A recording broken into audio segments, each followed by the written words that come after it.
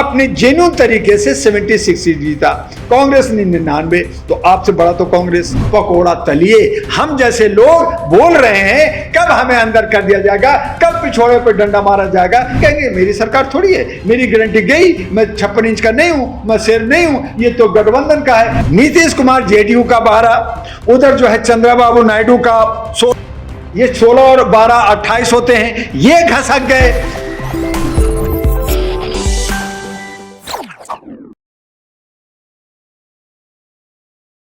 कुछ नहीं मिलेगा। जैसे पहले घंटा बजाए, आप भी घंटा बजाइए और पकोड़ा तलिए। हम जैसे लोग बोल रहे हैं, कब हमें अंदर कर दिया जाएगा, कब पिछोड़े पे डंडा मारा जाएगा, इसकी कोई गारंटी नहीं है।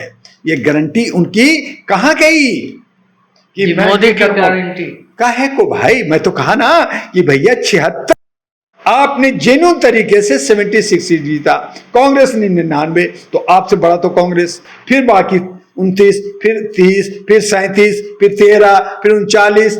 इसलिए कि वहां पे जो घटक हैं, नीतीश कुमार, मैं नाम लेता हूं ना, नीतीश कुमार जेडीयू का 12, उधर जो है चंद्रबाबू नायडू का 16, ये 16 और 12 28 होते हैं, ये घसक गए। जो इनको कुछ नहीं मिला, अंदर से खुंदक खा रखा है। चूंकि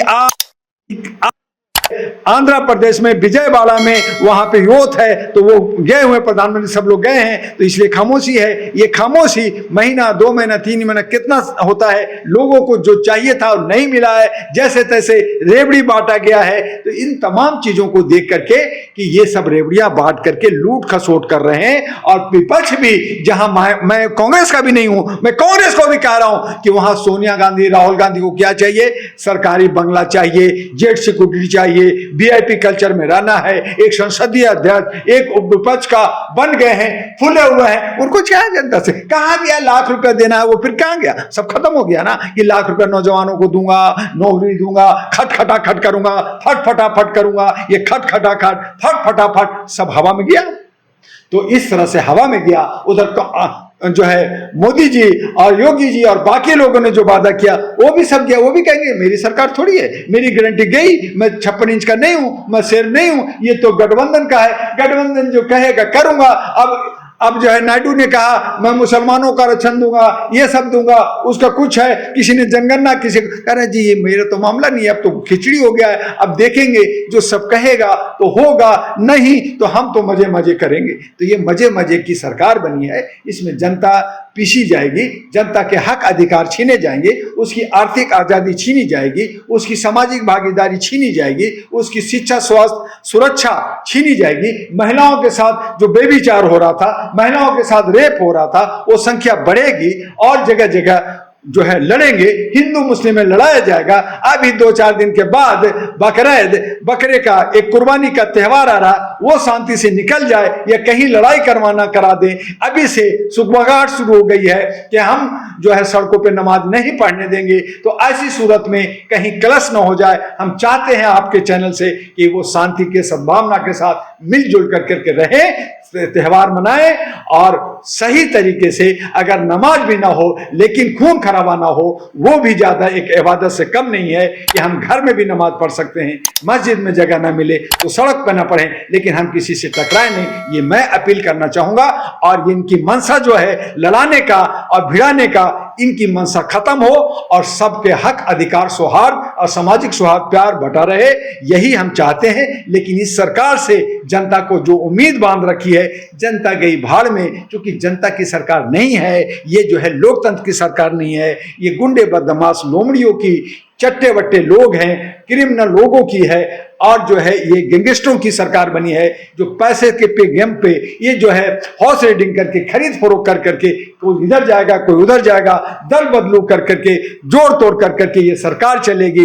कब तक चलेगी देखना है। लेकिन लोकतंत्र बचाने के लिए, संविधान बचाने के लिए, रोजगार और शिक्षा स्वास्थ्य बचाने के लिए, हक अधिकार पाने के लिए उन्हें एक नया विकल्प, एक नया क्रांति, और उसके लिए अहरा नेशनल पार्टी एएनपी, जिसका राष्ट्रीय अध्यक्ष डॉक्टर दुआ है, उसके साथ आए, तभी अमन और शांति होगा, तब अधिकार मिलेगा। और अहरा नेशनल पार्टी कश्मीर के असेंबली इलेक्शन लड़ाने जा रहा है। कश्मीर के बाद हम हम हरियाणा में भी लड़ेंगे, महाराष्ट्र में भी लड़ेंगे, दिल्ली में भी लड़ेंगे, बिहार, केरला और तमाम राज्यों के जहां जहां असेंबली इलेक्शन होगा वहां लड़ेंगे। और मुझे उम्मीद है और मैं पूरी आशावान हूं कि ये जो सरकार बनी है ये 5 साल नहीं चलेगी, ये मध्यवर्ती चुनाव 2-2.5 साल में होगी, बीच में राष्ट्रपति शासन भी लागू हो सकता है। तो उसके लिए भी जनता को तैयार रहना है, देश को बचाना है। और ये तमाम जो कॉर्पोरेट हाउस टाइप के लीडर हैं, जो लुटेरे लोग हैं, इनको जो है धत्ता बचाना है। जिस तरह से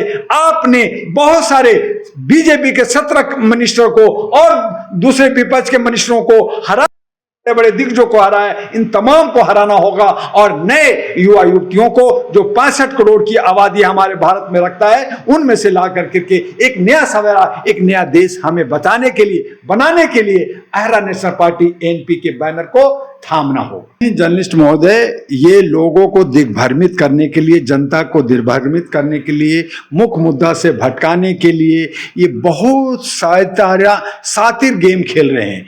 ये जो है आरएसएस अंदर से इनका पूरा एक सिस्टम है। पूरे भारत में आज कहते हैं कि मैं 18 करोड़ की मेरे कार्यकर्ता हैं। ये साउथ नॉर्थ, आज साउथ इंडिया में जहां बीजेपी 0 हो रहा था, वहां पे कर्नाटका में, केरला में, तमिलनाडु में, आंध्रा में, तेलंगाना में बीजेपी कैसे जीता? ये सब आरएसएस के कार्यकर्ता ने अंदर से सारी तैयारियां करके सारा चीज किया। ये जो बोल रहे हैं कि ताकि मुख्य मुद्दा से और हिंदू मुस्लिम में लड़ाई ना हो जाए, नफरत ना हो जाए, कुछ और ना हो जाए, हमारा अशांति में भंग ना हो जाए, ये सारे गेम खेल रहे हैं। ये गेम खेलने वाले लोग हैं। और इस तरह का जो जनता को भटका के, ये देखो जी आरएसएस मोदी को के खिलाफ है, बीजेपी के खिलाफ है, कुछ नहीं है। हाँ, आरएसएस ने स्टेप बना रखा है कि अगर हम बीजेपी नहीं है तो मेरा दूसरा कौन होगा? मैं कांग्रेस को गोद ले लूं, कांग्रेस होगा तो कौन होगा? आम आदमी पार्टी होगा, कोई और होगा। तो इस तरह से इन्होंने 1 by 1 बायबैक बना करके रखा हुआ और ये सारा सिस्टम बना रखा है। कमो बेस, चाहे वो बीजेपी हो, कांग्रेस हो, आम आदमी हो या और हो, ये सब आरएसएस का ही पत्ता है।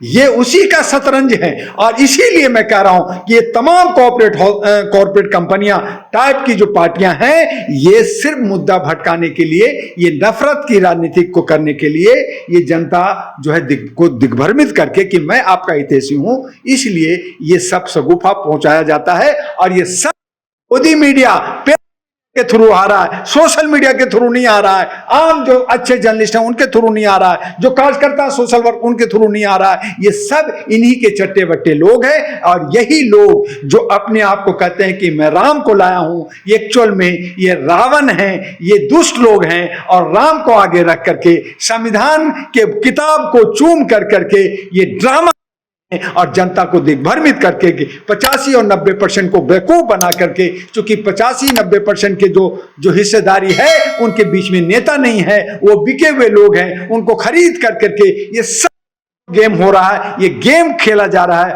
और इस तरह से देश की लोकतंत्र, भारत की लोकतंत्र खतरे में है। ये अमीरी की तरफ, विकास की तरफ, शाइनिंग इंडिया की तरफ नहीं, बल्कि ये धरातल में जा रहा है, नीचे जा रहा है। और इसकी जो इकोनॉमिक जो ढांचा है वो बिखर, और एक दिन जैसे श्रीलंका और पाकिस्तान की हालत खराब हुई, उसी तरह से भारत की हालत खराब हो जाएगी। और लोग बाप करेंगे, चीखे चिल्लाएंगे, और फिर उनको याद आएगा कि कौन था जो इशारा था, हमने नहीं समझा उस दिन।